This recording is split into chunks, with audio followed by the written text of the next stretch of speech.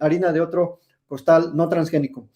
Bueno, profe, ya has dado en el clavo con este nuevo colonialismo, y en ese nuevo colonialismo, y antes de entrar al plan bicentenario, desde mi punto de vista, desde el plan Puebla-Panamá y luego la iniciativa Mérida,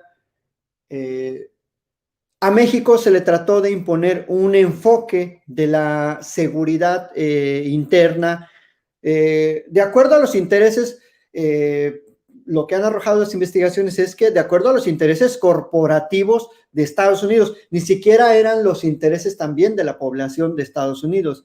Entonces, tanto el Plan Puebla-Panamá como la iniciativa Mérida trataron de imponer una visión, digamos, vertical, estrictamente centrada en la seguridad territorial, pero además centrada en lo que Estados Unidos consideraba, y ya lo decías tú en tu programa de esta semana al respecto, centrada únicamente en la guerra contra el narcotráfico. Y ese plan Puebla-Panamá, tanto como la iniciativa Mérida, permitieron estrictamente pues la venta de armas, la venta de infraestructura de seguridad pública para México, que como ya nos dimos cuenta, desde el 2006 al 2012 fue una robadera incansable, porque García Luna utilizó todo ese presupuesto multimillonario de la Secretaría de Seguridad Pública para sus propios intereses y para sus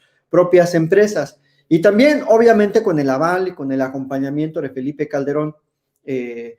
Así que, ¿cuál crees que sea la ruptura principal entre el plan Puebla-Panamá, estimado doctor, de aquellas épocas de 2002, 2003, y luego el plan Mérida, con esta nueva forma de colaboración?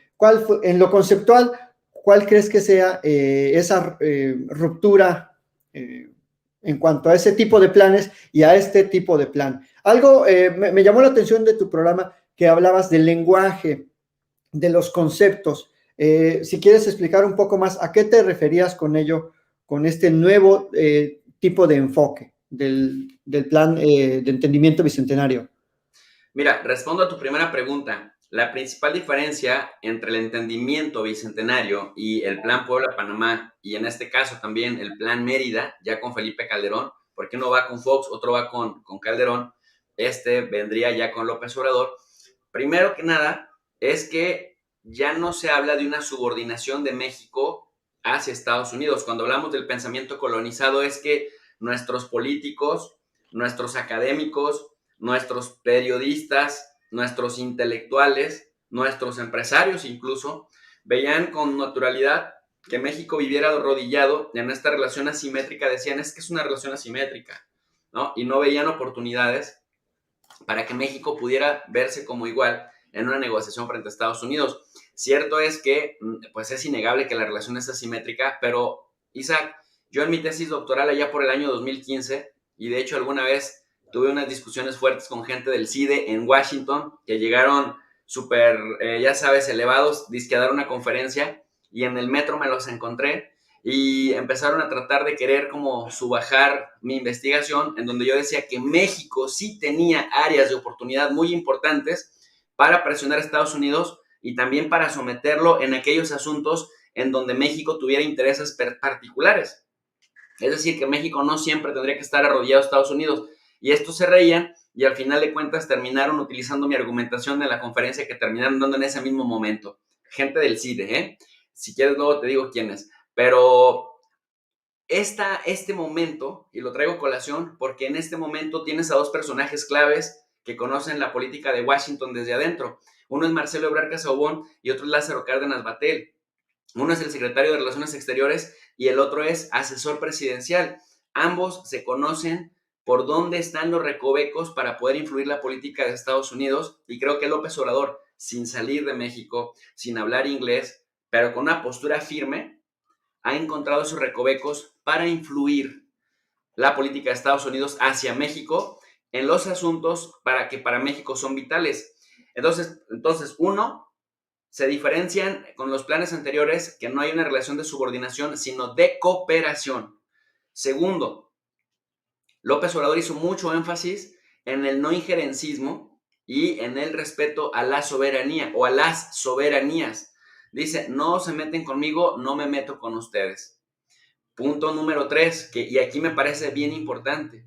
México ha logrado hacer que en esta declaración conjunta, por ejemplo, ¿no? Y esto es importantísimo, Estados Unidos también piense en trabajar en la prevención, y esto incluye, además de una cultura de paz, incluye abordar las causas fundamentales del crimen. Y aquí viene, me parece, lo principal que deja este entendimiento bicentenario, que no es ni un tratado internacional, ni un acuerdo de ningún tipo, sino un entendimiento, es que Estados Unidos ya empiece a darle un enfoque de salud a un tema al que siempre le había dado un enfoque únicamente de seguridad, que es el tema del consumo de drogas en Estados Unidos, que deja pues un consumo millonario, una derrama millonaria, y que yo sostenía en pláticas con asesores de seguridad y gente que le sabe bueno al tema. Tú puedes matar a todos los narcos de México, de Colombia, de Centroamérica, si eres gobierno. Puedes invertir un montón de dinero en la guerra, en hacerles inteligencia, pero si tú no atiendes la estructura principal que genera esas prácticas sociales, por un lado, el tema del consumo de drogas en Estados Unidos, que mira, ese es el negocio, ahí está el negocio. O sea, si tienes millones de consumidores en Estados Unidos que te gastan y que son capaces de gastar y de desplazarse de países, de Estados Unidos a otros países, millones y millones de dólares, pues siempre van a existir proveedores que les tiendan a satisfacer ese mercado. Que el asunto sea ilegal y que por lo tanto lleve a un choque a esos grupos que tratan de proveerle la mercancía que los consumidores estadounidenses necesitan, es un rollo diferente. Pero me parece que es muy importante que la gente entienda que a veces no siempre es la mejor estrategia enfrentarse de manera frontal con los criminales, porque el problema principal, el problema de fondo, es el asunto de las adicciones. Te lo pongo al revés. O sea, si tú tienes adictos y gastan 150 mil millones de dólares, como es el caso de Estados Unidos, pues tienes toda una red de proveedores que se disputan incluso plazas, rutas, y por eso llegan a ser y a desarrollar barbaridades, ¿no? Matanzas, asesinatos, secuestros, etcétera, etcétera, etcétera. Es porque están intentando proveerle un mercado, pero no se va a acabar la práctica, no se va a acabar el fenómeno, aunque los asesinaras a todos o los encarcelaras a todos, porque el consumo seguiría en Estados Unidos y porque eso lleva a que todos los demás pues sigan tratando de competir para proveerles. Ahora lo ponemos al revés. Si se acaba el consumo de drogas, si se acaba la búsqueda, la demanda de drogas, pues los criminales se van a tener que dedicar a otra cosa porque ese producto que venden ya no se compra en el mercado. ¿Me explico? Entonces, alguien me dirá, bueno, pero es que si ya están organizados, si ya están movilizados, etcétera, pues van a extorsionar, van a secuestrar o van a hacer lo que se hacía antes de que empezara el mundo de las drogas en los 80s. Y cuando tú te pones a comparar cuáles son los daños que generan una cosa y otra, pues te das cuenta que hay que atender el tema de las adicciones porque ahí se genera, digamos, la estructura que permite el efecto hiedra en todos los demás ámbitos. Entonces, me parece que un logro muy importante de esta declaración conjunta es que Estados Unidos, que no es cosa menor, se compromete a fomentar una cultura de paz, pero a darle un enfoque de salud al tema. Y me parece que vamos de gane con ese punto porque siempre habían desde Estados Unidos manejado una narrativa de que los criminales mexicanos, los criminales colombianos, los criminales centroamericanos, cómo atentan contra Estados Unidos, sin tomar en cuenta que, pues, si envían drogas a Estados Unidos, que no se justifica, pero si envían drogas es porque allá existe un fuerte consumo y además pues no tienen una cultura de paz que digamos muy adecuada, porque pues todo el mundo tiene acceso a las armas y eso pues no te habla para nada de una cultura de paz, que en esta declaración conjunta sí se está reconociendo esa necesidad de crear condiciones para una cultura de paz y ver el asunto desde un tema de salud, Isaac. Sí, no, es un enfoque